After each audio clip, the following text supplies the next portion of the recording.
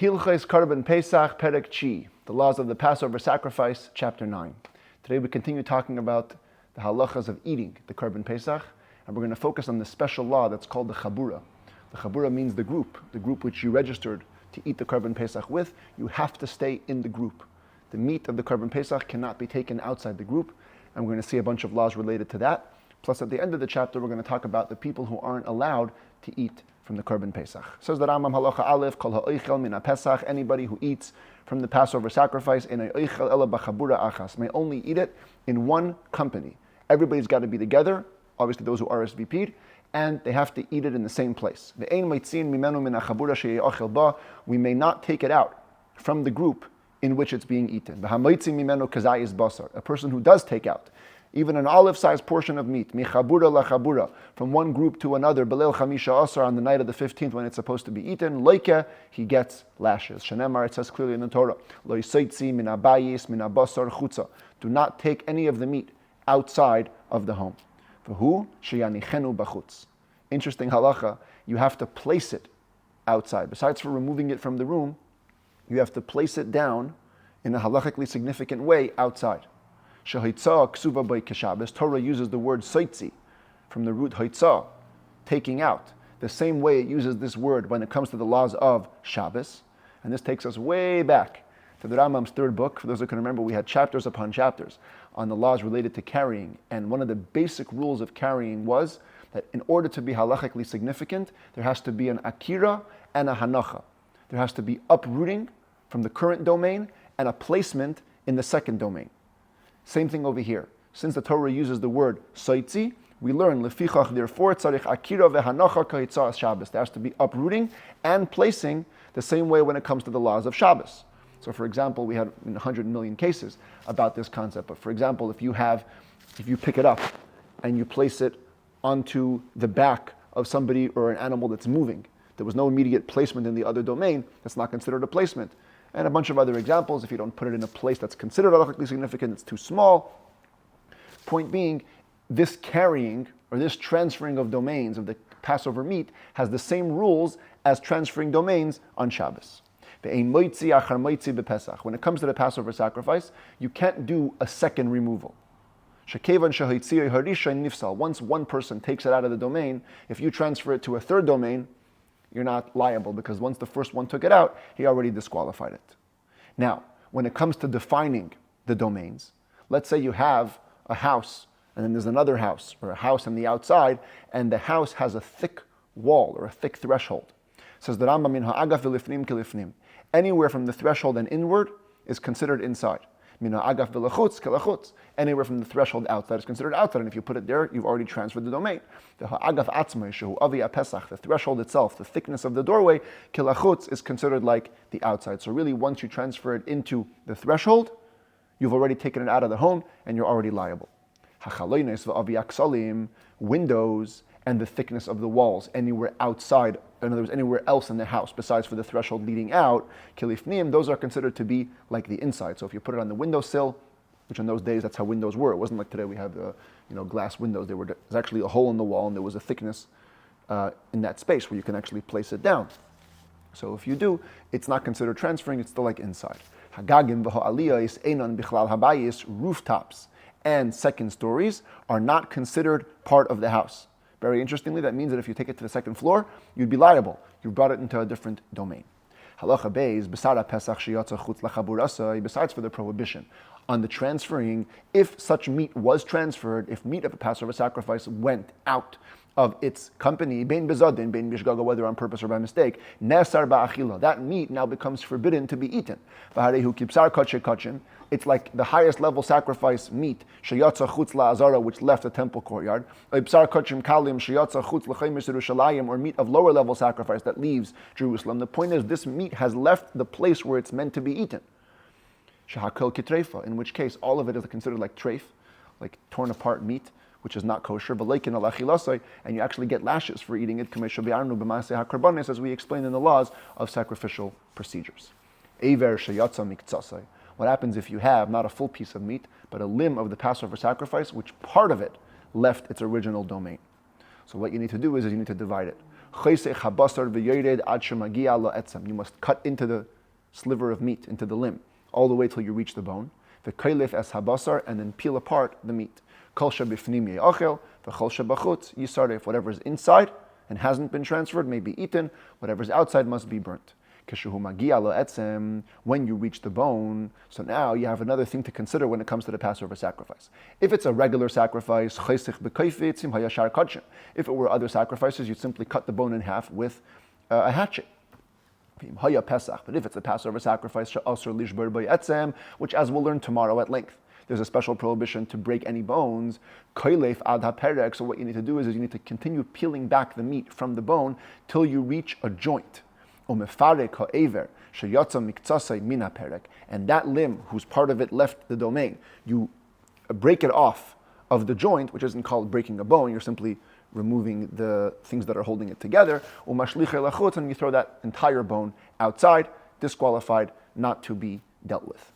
Let's say there were two groups eating the Passover sacrifice in one home. That's how it was. There wasn't a lot of room in those days. Two different groups, though, two different Passover sacrifices. Each one's making the Seder in a different part of the same home. Each company, each group needs to make a clear surrounding to their group to delineate or to demarcate their borders. Shenemar, because it says in the verse we had before, min habasar chutza. It has to be possible to take the meat outside. This means, we learn from tradition to interpret this verse, there has to be a point at which you say, hey, this is the outside of the eating. If one group is eating in a home, so it's obvious where the demarcation line is, it's the home. But now that you have two groups in the home, each group needs to define for themselves where they end and where their outside begins. And even once they make that demarcation line, even once they put up that mechitza,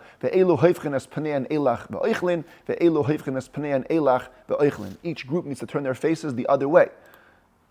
Each one is turning towards different directions and eating their Passover sacrifice, so it shouldn't seem like they're mixed.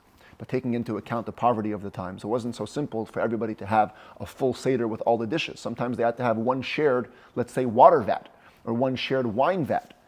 For example, says the Rambam Halacha Dalet,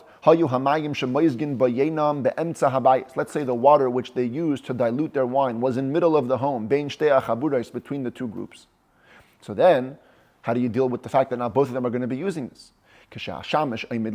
When the attendant, the waiter who's serving at the meal, stands up to dilute the wine of a given person in a group, if he's coming from the other group, he needs to shut his mouth and actually turn his face away until he reaches back to his group, and then he can eat what's in his mouth. As you can see over here, this is the shamish. He really belongs to this group, or I guess he belongs to this group here, and he's pouring for them, so he turns his face away from the other group until he finishes serving. Okay, maybe it's not exactly this case, but the point is he's the attendant, and when he crosses groups to whichever group he's not a part of, when he's there, he must turn his face away to show that he's really still part of his original group. It's forbidden for any eater to eat in two groups. A newlywed bride who's typically shy, there's some bashfulness to join her new company, her husband's company, she's allowed to turn away from her group and eat her Passover sacrifice because she's somewhat shy to eat in front of them. It's all new people, all new relatives, all new people she's not used to. So even though typically you have to show that you're part of the same group, she can turn her face away just as a sign of modesty. Let's say you had this case, two groups, and the demarcation partition that was dividing between them breaks. They can no longer eat the Passover sacrifice because now they've crossed domains. Or if there was one group and a partition went up, they cannot eat anymore till it is removed. Because the Passover sacrifice cannot be eaten in two companies. That's for the second case. If one group has a partition, now there's two groups, you can't eat it in two groups. And you can't move from one group to the other. That's where you have two groups and the partition came down. Now they're moving from one group to the other. That's not allowed. Members